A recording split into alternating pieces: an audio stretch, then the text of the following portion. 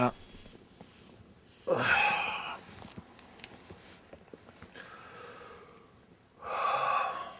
Yeah. No, I'm still coming. All right.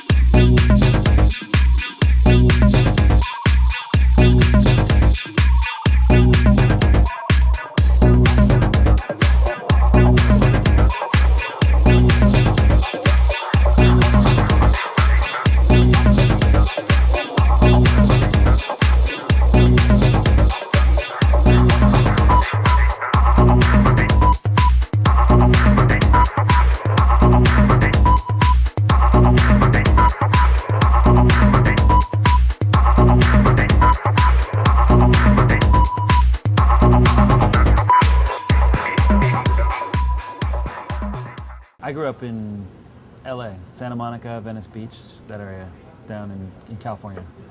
He's the only one that grew up there that can't surf. Yeah, I have my studio tan. I've always been this white. But yeah, so I grew up in LA, and Dave? I grew up in Connecticut, which more is like a bedroom community to New York City. A lot of people live and work in New York and live in Connecticut. And I grew up on New York radio and New York TV, and so I got to hear a lot of great DJs on the radio back in the day, like Tony Humphries and Larry Levon. They used to have shows on the radio, and that definitely, when I was 8 years old, that definitely got me into dance music. I started with drums. I played a little guitar. We always had a piano at the house that I would tinker around with. And then my early experiments were the first synthesizer I bought. I was in the 6th grade. It was a Micro Moog, and you could play one note at a time. And then I got so you can only do so much, but with one note. And then my next thing was this thing called a Fostex X15. It was a 4-track cassette multi-track recorder, and so I could play 3 tracks. So I could have one note being the bass, and then one sound being the drums, and it was an early start. I wish I had those tapes. They're all gone. I wish they're all gone. Because they probably got tons of soul. Yeah, they do. Going clubbing was the antithesis of going to high school keg parties, and I didn't like that scene, so I went to this little juice bar in Greenwich, Connecticut called The Cafe, and Moby used to DJ there. And at the age of 16, I'd go in there and watch this little nerdy guy play the most awesome records, and I thought, hey, I'm pretty nerdy too. I could probably do that also. And for me, music was like the only thing that I was really good at in terms of like picking hits and picking good songs. And that's what a DJ is, somebody who picks songs to get a reaction out of people. And that just was so intoxicating. I went down a different path where I was doing music. In the early 90s, I started a software company called Mixman, and we actually made music software where you could remix dance music. And so that was my first real working with all the different artists that we were working with, and then eventually in the late 90s going to Twilo and seeing Sasha and Digweed at their residency there. And I didn't actually become a DJ until actually meeting Dave when we You messed around with I mean, I was DJing, but I wouldn't say that I had lots of gigs until we, right. Our music was the reason that I started DJing professionally. Whereas Dave, was DJing professionally long before he met me. So it's like we came at two entirely different angles. I'd say before meeting Dave, my records were probably too underground. Would be my biggest crime. Right. Probably still is. I was guilty of being jack of all trades, playing just a wide variety of music at any gig. So he opened me up, I closed him down a little bit. We'd meet somewhere in the middle. Right. We weren't using the computer together like we are now. I would spin my CDs, he would spin his vinyl, and it was definitely the disconnect between our musical tastes Was much more apparent. was much more apparent then. People came to see us because of the records we had made, and we had made at the time a record called As the Rush Comes by Motorcycle, and Beautiful Things as well by Aunt Dane.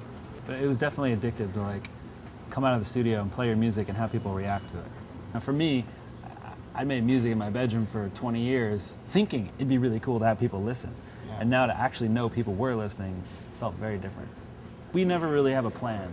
We just sort of come and we feel the room, we see where people are at based on the size and the city and what we think is gonna happen, and we just start playing, and we now pretty much have a gut level instinct on what's working or not working and where we want to go, and that's usually pretty in sync with each other. So, Uh-huh. and it's sort of like chess, you know. We kind of know where we want to be a few moves from now, and we figure out how to get there. I think that a lot of people have this concept that dance music is disposable music that doesn't really mean anything or really say anything to people, and like any genre of music, there's plenty of stuff that is quote unquote disposable, but I mean, the music that we enjoy playing and the music that people come back to us for is music that was heartfelt for us to make it, and that's the way it's received. And it's really no different than our love of Depeche Mode and The Cure when we were going to junior high. I mean, we like that for the same reasons we feel people like coming to see us. And it also made you feel connected to other people, especially for me growing up listening to music that most of my peers were not. I always could identify with the people that did listen to the music that I listened to. It was one of my first indicators of where to find your friends. I know that I've personally had a bunch of people, you know, he was mentioning As the Rush Comes, but other songs people say, you know, we get email letters all the time That saying, you know, record saved my life. I was going to kill myself, but that record, you know, got me through these hard times, or, you know, we played your song this or that at our wedding.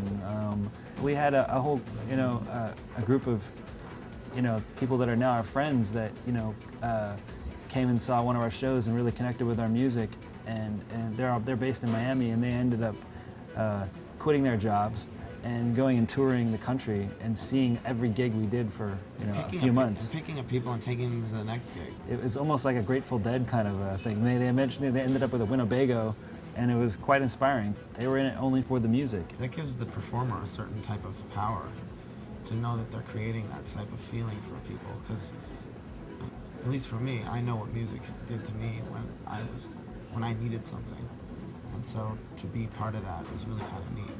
We travel the world playing music for people, and we get the same good feeling wherever we go. It seems infectious. Somebody will drive us to a gig, and in their car is a set that we just did 2 weeks ago, you know, that they're playing off a CD, and we're like, how the hell, where'd you get that? You know, and it's just, I think that it's this sort of word of mouth using the internet in a way is still this grassroots way of people disseminating the music they love, the music that makes them feel good, and in the end connects them all.